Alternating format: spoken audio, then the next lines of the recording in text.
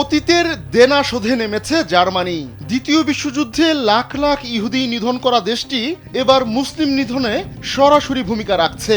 গাজায় মাসের পর মাস ইসরায়েলি হামলার পর শান্তি ফিরলেও থেমে নেই পশ্চিমাদের তৎপরতা।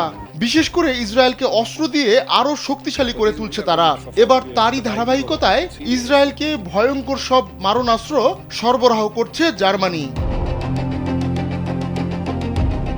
যুক্তরাজ্য ভিত্তিক ডিক্লাসিফাইড এক প্রতিবেদনে জানিয়েছে জার্মানির কার্গো ফ্রেট লুফথানসা ফের ইসরায়েলে সমরাস্ত্র সরবরাহ শুরু করেছে।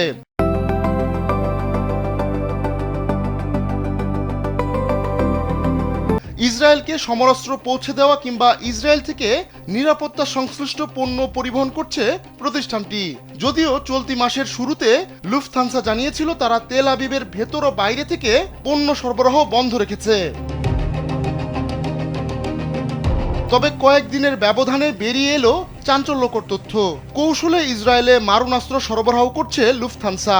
যুক্তরাজ্যের রপ্তানি নিয়ন্ত্রণ বিধিনিষেধ ও নিষেধাজ্ঞার নিয়ম নীতি মেনে এই ফ্লাইট পরিচালনা করছে কোম্পানিটি। এর মানে দাঁড়াচ্ছে যুক্তরাজ্যের ইন্স্যুরেন্স নীতি মেনে দিব্যি মারণাস্ত্র সরবরাহ করছে লুফথানসা। এমন এক সময় এই খবর সামনে এলো যখন কিছুদিন আগেই জার্মান সরকার জানিয়েছিল তারা ইসরায়েলে রপ্তানি করা অস্ত্রের লাইসেন্স দেওয়া শুরু করেছে। যদিও গেল আগস্টে ইসরায়েলে রপ্তানিযোগ্য অস্ত্রের লাইসেন্স দেওয়া বন্ধ করে দিয়েছিল জার্মানি, কিন্তু লুফথানসার পণ্য পরিবহনের এই খবর এখন বিশ্বজুড়ে ঝড় তুলেছে।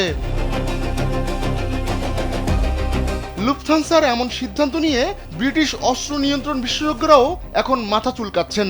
তারা ডিক্লাসিফাইডকে জানিয়েছেন ব্রিটেন অস্ত্র রপ্তানি নিয়ন্ত্রণের ক্ষেত্রে কিছু পরিবর্তন এনেছে ঠিকই, তবে অন্য কোম্পানি এখন অস্ত্র সরবরাহ করছে সে ব্যাপারে তারা কিছুই জানেন না।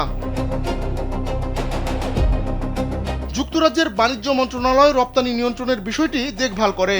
তারা গেল বছরের সেপ্টেম্বরে প্রায় 30টি প্রতিষ্ঠানের অস্ত্র রপ্তানি লাইসেন্স স্থগিত করেছিল, কিন্তু ইন্স্যুরেন্স পলিসির ফাঁক ফোকর ব্যবহার করে এখন ইসরায়েলে অস্ত্র রপ্তানি শুরু করেছে লুফথানসা।